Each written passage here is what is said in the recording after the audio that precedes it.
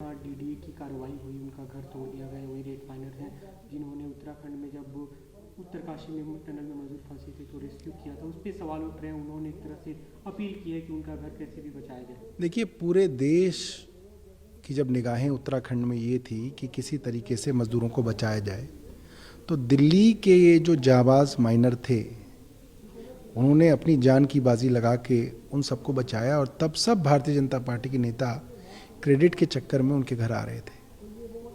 कल उनका घर भारतीय जनता पार्टी शासित केंद्र की डीडीए ने गिरा दिया। और सिर्फ उनका घर नहीं, पिछले 1.5 साल में लाखों लोगों को बेघर किया गया है।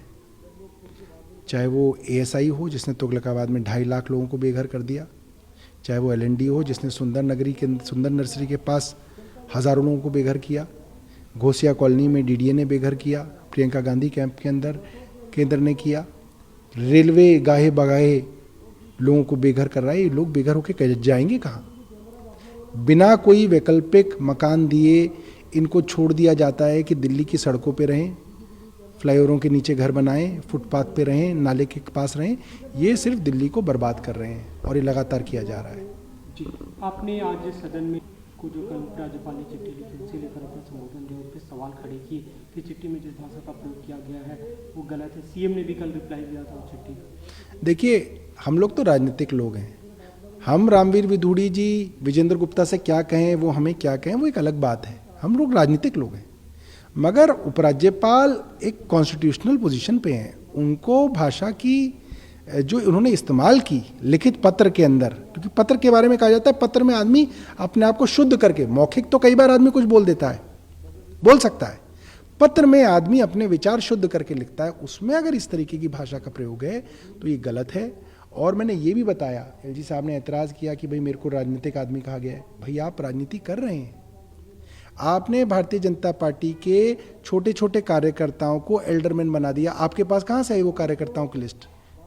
उन जोन के अंदर आपने भारतीय जनता पार्टी के एल्डरमैन लगाए जहां जहां भारतीय जनता पार्टी को स्टैंडिंग कमेटी बनाने के लिए उनकी जरूरत थी। आपके पास ये कैसे बात जानकारी आई? तो आप तो प्योरली पर राजनीतिक काम कर रहे हैं, तो आपको राजनीतिक क्यों ना कहा जाए? आपने पद की मर्यादा को घटाने का काम किया है।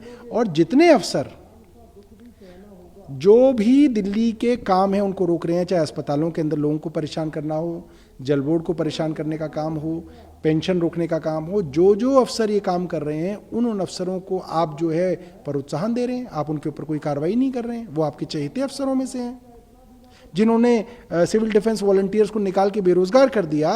उन अफसरों को आपने जो है, उस अफसर को आपने जो है अपना प्रिंसिपल सेक्रेटरी टू एलजी लगा लिया। इसका मतलब आपके तो चहेते अफसर हैं वो।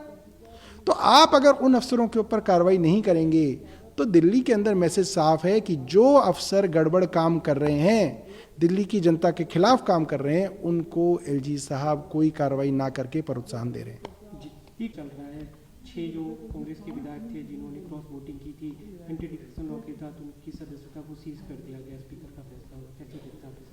देखिए, जिस तरीके के आरोप भारतीय जनता पार्टी पर लगते रहे हैं कि भारतीय जनता पार्टी पहले तो चुनावों के अंदर बेईमानी करने की कोशिश करती है, उसके बावजूद अगर अपोजिशन पार्टी चुनाव जीत जाए तो फिर विधायकों को कुछ ना कुछ प्रलोभन दे के, डरा के, धमका के ऐसे आरोप लगातार भारतीय जनता पार्टी पर लगते रहे हैं। मुझे लगता है इन आरोपों की अब जो है जांच होनी चाहिए। जी, पश्चिम बंगाल में गर्ल्स पे हमला हुआ था, उसमें जो प्राइम एक्यूज्ड हैं शेख शाहजहां टीएमसी के नेता, उन्हें अरेस्ट किया गया है। वहाँ की पीएडीजी साउथ बंगाल के हैं, उनका बयान है, कैसे देखते हैं? देखिए, हम बिल्कुल साफ ये बात रखते हैं कि अगर कोई भी नेता, चाहे वो किसी भी पार्टी का हो, अगर वो कोई गलत काम करता है तो उसके ऊपर राज्य सरकारों को कार्रवाई करनी चाहिए, चाहे वो उनकी पार्टी का ही क्यों ना हो। और अगर राज्य सरकार ने उस पर कार्रवाई की है तो एक अच्छी बात है। तो एक रेड